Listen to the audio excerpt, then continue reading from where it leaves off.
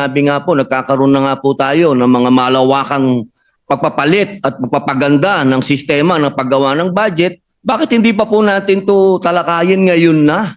Bakit pa po natin kailangan ito padaanin pa sa kung saan-saang butas ng karayom?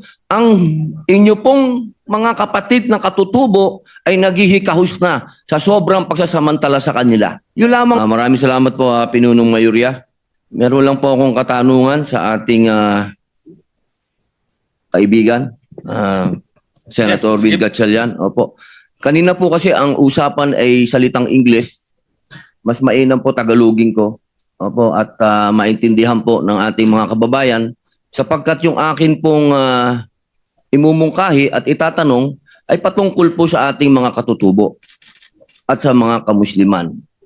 Una po, napag-usapan po dun sa interpelasyon na sumang-ayon po ang ating mga kasama po si Senator Mig Zubiri patungkol po dun sa Sharia Court na inyo pong susuportahan. Gusto ko lang po malaman kung kasama po ba yun dito sa committee report po ninyo? Wala po. Dahil yung committee report na una ho yun doon sa plenary debates.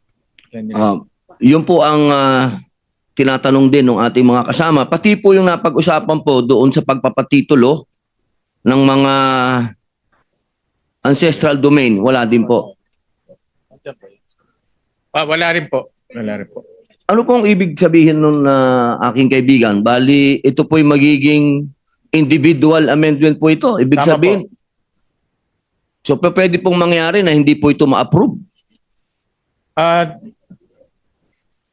Depende ho sa fiscal space at kung kaya po ng budget. Gusto ko lamang po malaman po ninyo na inaasahan na po ito ng ating mga kababayan na Muslim. Ito po yung na-approvean na natin, batas na po ito.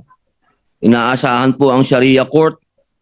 Ganon din po ang mga katutubo na hanggang sa panahon na nandito po sa interpelasyon ni Senator Loren Legarda na sinuportahan po ng ibang senadora katulad po ni Senator Risa Hontiveros na ang pagmimina, ang pagsasamantala po sa ancestral domain ng mga katutubo, nangyayari po yan dahil wala po silang mga titulo.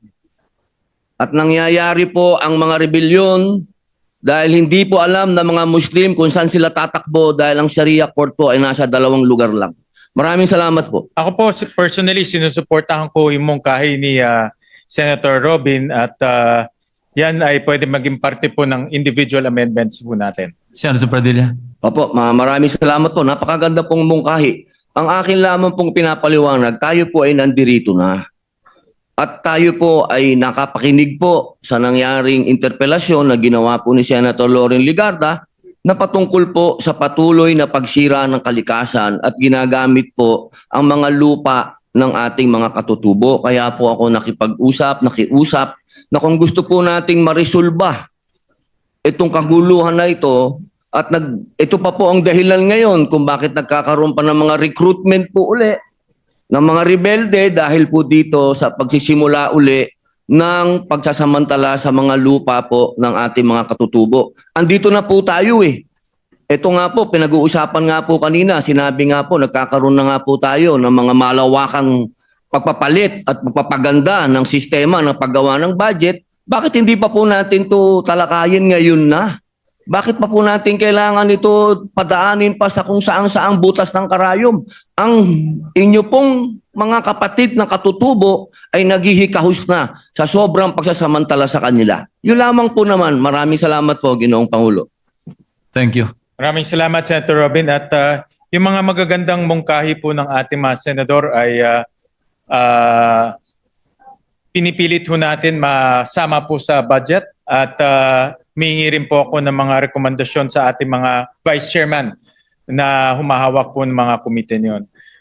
At admittedly, this process is a new process for all of us, and but this is in line with what we desire for transparency, Mr. President.